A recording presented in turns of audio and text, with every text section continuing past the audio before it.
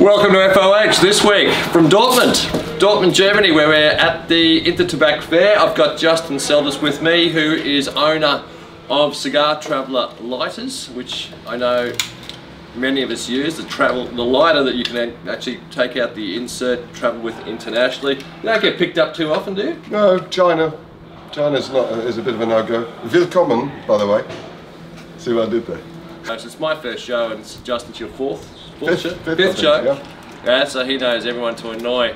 To be honest, we went round the show yesterday, and it was like, oh, that's great, lovely looking cigar, crap. There's bins smoker crap. And I did my best cigar aficionado impersonation. I smoked at least this much of each one, yeah. But I just couldn't get into it until we hit these cigars. And who are they from? This is a Rister Risteski, who owns Jum Sal Krum. I think that's how you pronounce it, which means in Macedonian, I am king. It's a bee. It's a wasp. It's not going to kill you. It's not going to kill you. It means I am king. If you're in your house, he explained this yesterday, if you're in your house, yeah, and you provide somebody with your own food from your own garden, etc, etc, etc, you're king of your house, and thus the name. What I liked about his cigars is he's got some smaller sizes, including a Corona, yeah? And I had about as much chance of finding a Corona at yesterday's show as I had of finding a 10-carat block of gold. It is, no one's doing it. I smoked one of these last night and caught up with Reese last night, and had another one because I was blown away by them. And we're going to review the Corona. I haven't had the Corona so far. This is called Tyrannical Buck, which I believe is one of his newer brands. He's got, I think he said 22 different lines, but he's got 4 main lines which produce 80% of his overall sales. So Red Knight, Kralet, Nugs, which are the CBD infused. Justin, just for your interest, we don't do a lot of detail in these reviews. Okay. Sorry. Detail's not our strong. He's got quite a few cigars. He's got 20 odd cigars. Nice chap. He's got cigars. We're going to try the Corona. Corona it's a Cameroon wrapper, and it's a Mexican binder and a Dominican fillers. Yep. No, sorry, Nicaraguan fillers. They're all made in Nicaragua. He's got a small team in Nicaragua, owns his factory. Looking forward to smoking it. We'll come back to you at the end of the first third.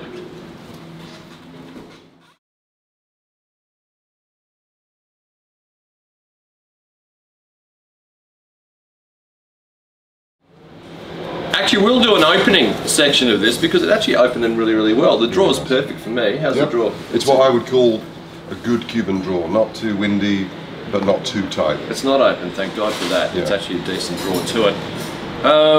The Cameroon wrapper, I mean, it's got a nice feel to it. You wouldn't call it a great look, a great wrapper, but it's certainly not rough. It's smooth. It's got a touch of velvet to it, but it's just straight Cameroon wrapper. I tried one of his Maduros yesterday, and while good, I prefer the Cameroon on what he's actually putting out. Not that I've tried all the cigars, obviously, I've only tried a couple.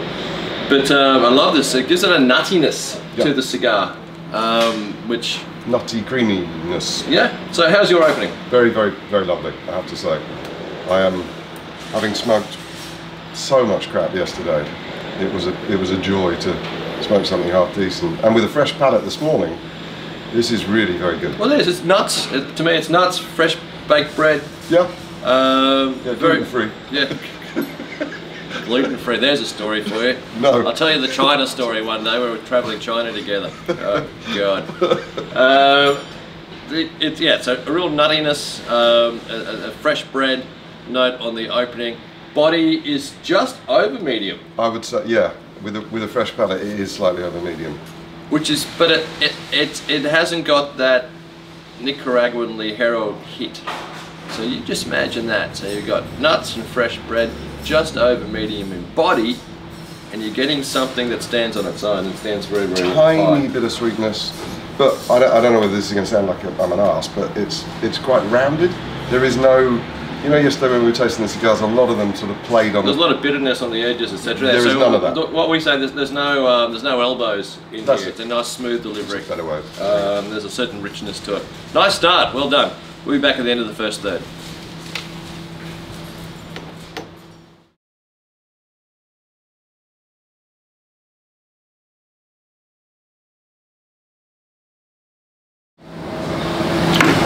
First third, Justin. Your thoughts? Superb.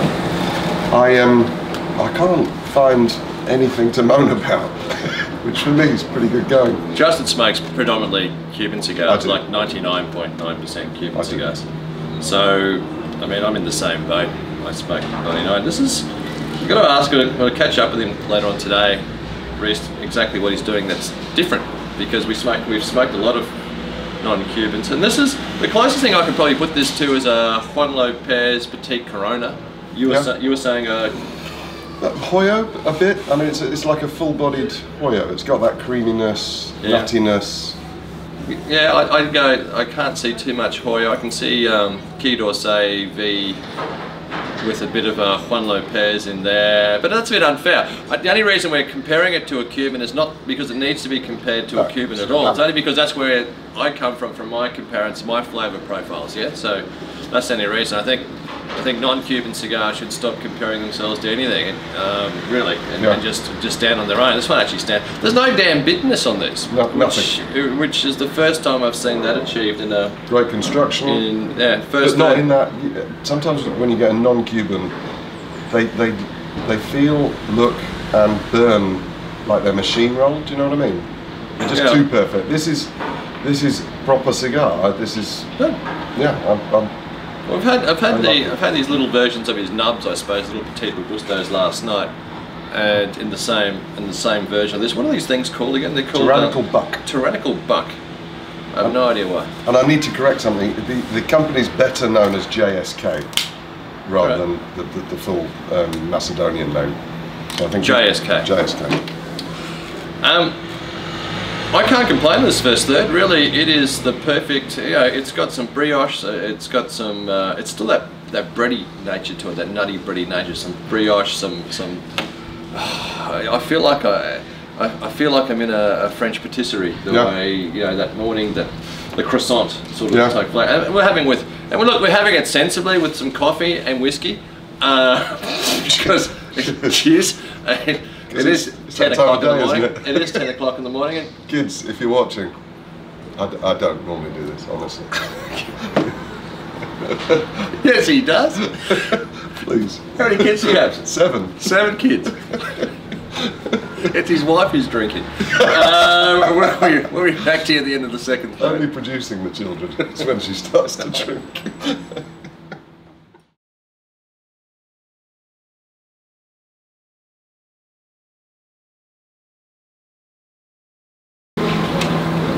Justin, second third. Yeah. This very fine cigar. It's beautiful. I have to say, it's developing a little bit, it's gathering a tiny bit of strength.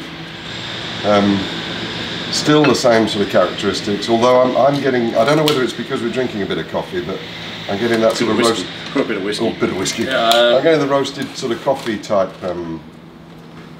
flavour, but that could be the coffee. But it's a really good cigar. It's one that you could smoke on a very regular basis, no problem at all. Again, no bitterness yet, and it's got to be a relatively new cigar.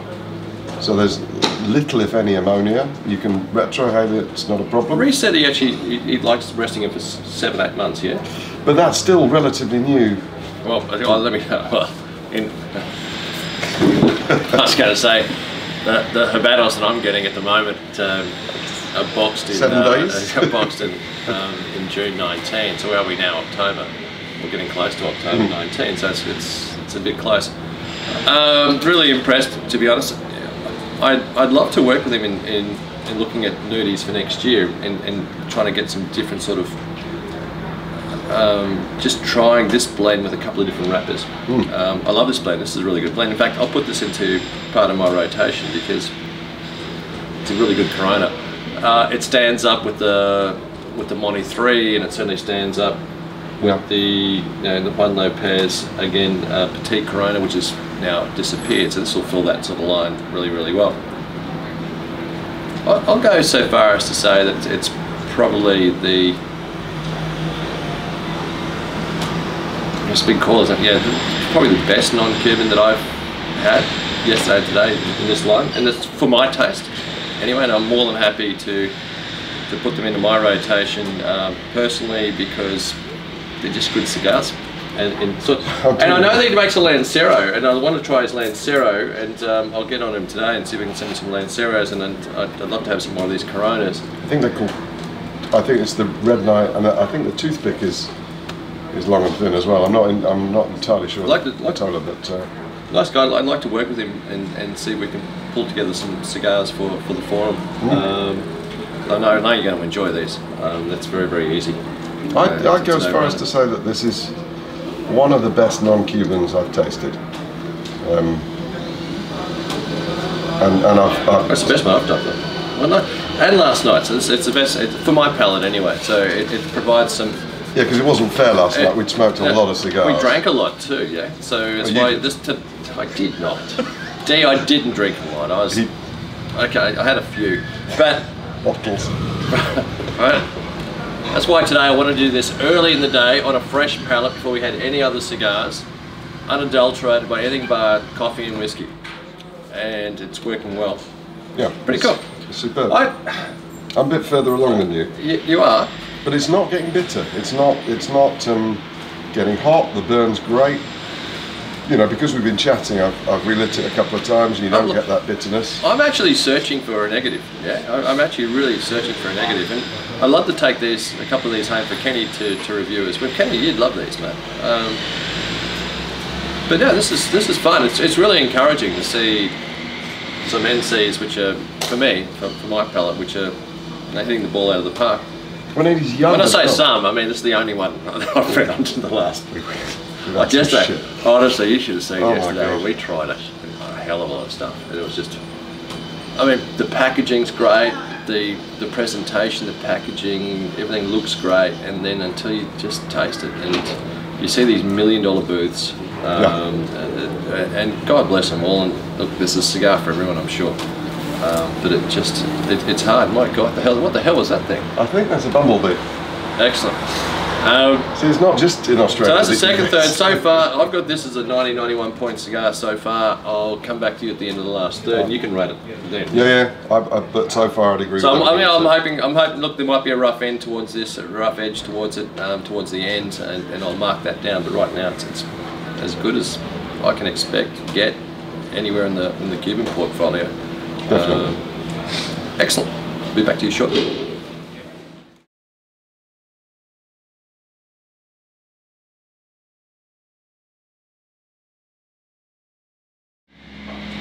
Okay, let's wrap up the JSK Tyrannical Buck Corona. Is that on? I'm not doubting your technical ability. Are you taking over from Ken? Well, but you pressed that twice. It's on. Are you? How do you know? Because it's got record there. See, Ken? Record. No, I'm not Ken. I know, but you are. How's my hair looking, by the way? Better than Ken's. So. Finish the cigar now. It actually picked a bit richer towards the last third, which is nice. Still no bitterness at all. I'll wait for the ambulance to go by, police car. It is as good a Corona as I've had this year. I don't know what the aging of this is. I assume it's 8 to 9 months old. But seriously, for me, 92 point cigar. Yeah. I wouldn't disagree. 92 point cigar goes great with coffee, etc. I could smoke this any time of the day. I put it in my rotation tomorrow easily. Looking forward to trying some of these other cigars, these Lanceros, etc. there. But I think the other thing with this, which I'll stick my neck out a bit, I think this will age. I got no idea about aging of non-Cuban tobacco. Well, I've tried and it hasn't. It's failed dismally. I genuinely believe that will age as like a Cuban cigar would. There's no reason why it wouldn't. If I catch up with Reese today at the show, I'll shoot a little bit of a vid and see how he's put this together, what was in his mind, and how it does. And if not, I'll post on the forum. I'll give him a call. We'll go through exactly what his process was to putting his Corona together, what he was trying to achieve, whether he's happy with I'm sure he is happy with the outcome, but what he was trying to achieve. I don't think it has any Ligero on there, Stigma. In fact, or if it is, it's a very fine Ligero, it's a very suave Ligero, but I don't think it's got any Ligero whatsoever. I don't believe in Ligero and cigars that are under 44 gauge, to be honest. Yeah, I don't want to see it. I want to say, Secco is where the sex comes from. Secco gives you that toastiness, that brioche, those breads, those honeys, the Secco, where the citrus comes from, where the honey comes from. And Secco is what makes a cigar. This gives it personality, and in smaller gauges you don't need powerhouses. And this is where I was so disappointed yesterday, and everything I tasted at the show, non-Cuban wise, was just the outright bitterness and harshness in the smaller gauges. You just can't use Ligero and that sort of stuff. They were so bitter they made your mouth exactly water. Right. So it's really nice to see something that's different and really, really, really good. Congrats, Reece. Well done. Fantastic cigar. And thank you, Justin, for a lovely review. Thanks for the whiskey and the couple of coffees, and we're off. You paid for it. I put it on your room. Cheers. Hasta luego. Until next week. Cheers. Cheers.